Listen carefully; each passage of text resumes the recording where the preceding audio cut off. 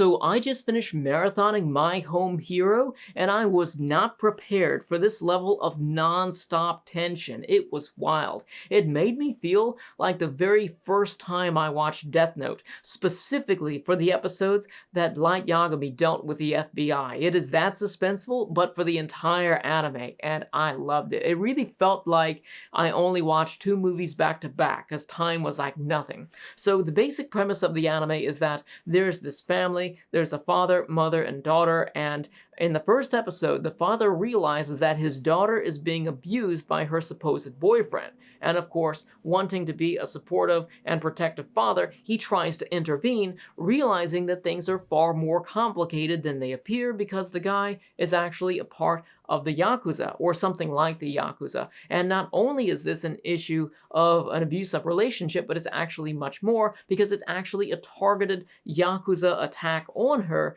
So he realizes that he needs to do something to intervene, and there's this unavoidable altercation between him and the guy that leads him to kill the guy in a heated moment while he's fearing for his daughter's life.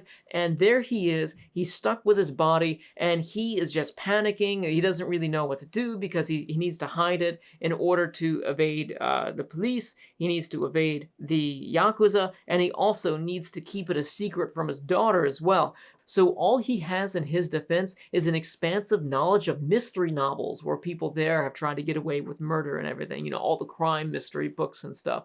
And that's really all the specifics I can tell you about the story, because the plot is just constantly evolving from there, and I don't want to spoil and rob the experience for anyone. So normally in these situations where we have the first season of a multi-season anime, I like to recommend people to wait until the second season and then marathon it, and you can totally do this here and have a blast. But I think what we have available right now for the first season is totally enjoyable, and I am very satisfied by the events covered within the first season. So I highly recommend checking this out. I would give this, based purely on the feelings that I have about the anime and the content that's in the first season, I would give this an 8 out of 10. I really enjoy this, and I hope some of you check it out and enjoy it for yourselves. So moving on to the next review, it's actually not an anime, it's a donghua, which are Chinese animation. And if you're a big fan of high energy action, interesting characters, a little bit of drama that's set in a semi-historical setting, then you're gonna love this. It's called Biao Ren, Blade of the Guardians.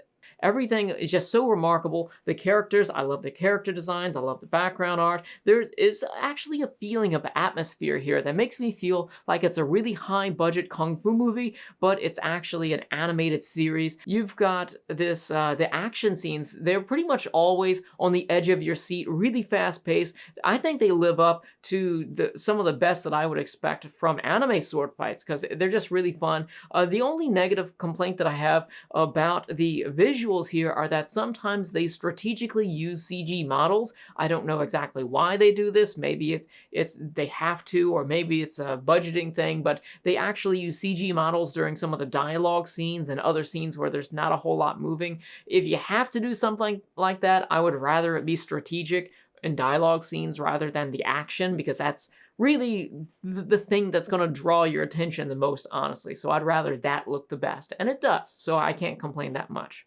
Now, I started off watching this thinking that it was going to be this shallow action story, considering that the protagonist was this silent mercenary type, but it actually opens up to become so much more. So we actually have a good amount of world building here, where it goes into the kingdom, and it's got these surrounding cities, it's got the politics and the history behind them, and then there are these other characters who are gradually injected into the story, and everyone starts off so mysterious, and as time goes on, we actually learn about their backgrounds and how they're connected, because in some ways they're connected to each other, and other ways they're connected to these different areas and different characters within the history of the story.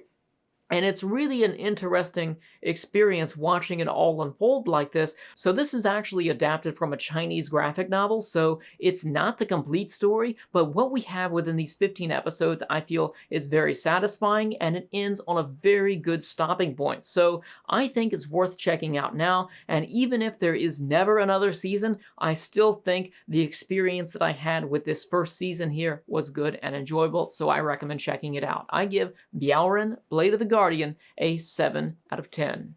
So moving on, we have fall 2023's My Dating Story, which was actually a refreshingly wholesome and sweet anime that normally I would have overlooked something like this because I do like romance stories, but it is a high school oriented romance, but one of my patrons sold me on the premise, so I decided to check it out. So this one's for you, Duncan. But I really thought that the premise was interesting because it kind of echoes the way that I feel about modern dating culture, because it seems like everyone is so encouraged to have sex as soon as possible in the relationship. I personally feel like it's the highlight to the emotional bond that you have instead of being the precursor to that.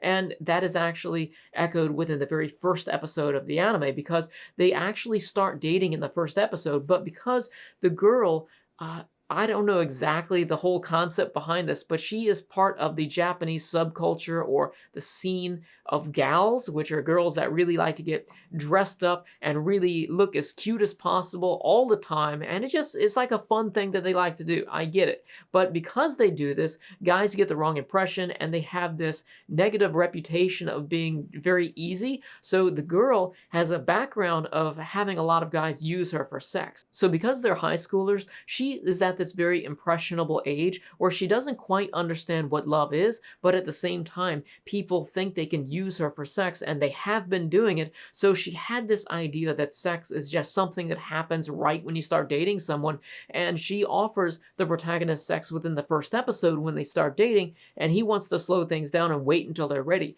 So he wants to work on their emotional connection, and really that's what a lot of the anime is just them working on their emotional bond together. And because of that, it's really sweet and wholesome, and I really like the fact that sex wasn't like the goal. I think some people will watch this and they'll get upset because they didn't do it in the first episode or whatever, but for me, it's all about the emotional side of the characters, and I really feel like that spreads evenly throughout the anime across all of the other characters, because there's side characters here who have their own backstories and their own struggles, so it's not purely just focused on the two main characters here. There's really a lot going on. My main complaint about this anime is that its opening both spoils and misrepresents the anime because there are various stages to their relationship, and I think the opening kind of spoils them all, and it also misrepresents the anime because there's a lot of fan service in the opening, and that's actually a very small part of the anime. So one thing that I really liked about this anime is generally how open-minded, accepting, and considerate these characters are. Of course, they are teenagers, so they're not perfectly considerate. There are times that they inadvertently upset each other, but it's the way that they go about overcoming these difficulties and these misunderstandings that I really liked. Plus, on top of that, there's this general sense of acceptance within this anime because you've got the main character and his friends, and they're all gaming otakus, and then you've got his love interest and her friends, and they're all fashion otaku. They're the gals, but because they are pure-hearted and they want they just want that connection, they're open to that. They're open to understanding each other, and they make the effort to understand someone who's on a totally different walk of life than them, and I thought that that was great. So similar to my previous two reviews in this video, My Dating Story is also based on an ongoing manga, so it is not a complete story, but still it ends on a very good stopping point, and I'm satisfied with what we have in the first season, and I honestly at this point doubt that I would even watch a second season of this because it was wholesome, it was satisfying, but it's not something that really compels me and gives me this urge to watch more of this, because what we have now is just fine. Unlike the other two, I would watch those as soon as they came out. But this, I give this a 7 out of 10. Everything from this video I think is good, but it's going to be for different people depending on like what mood you're in and what you're looking for out of an anime at the moment. But if you do decide to check any of them out, come back and let me know what you think. Thank you all for watching, and I'll see you soon with another review.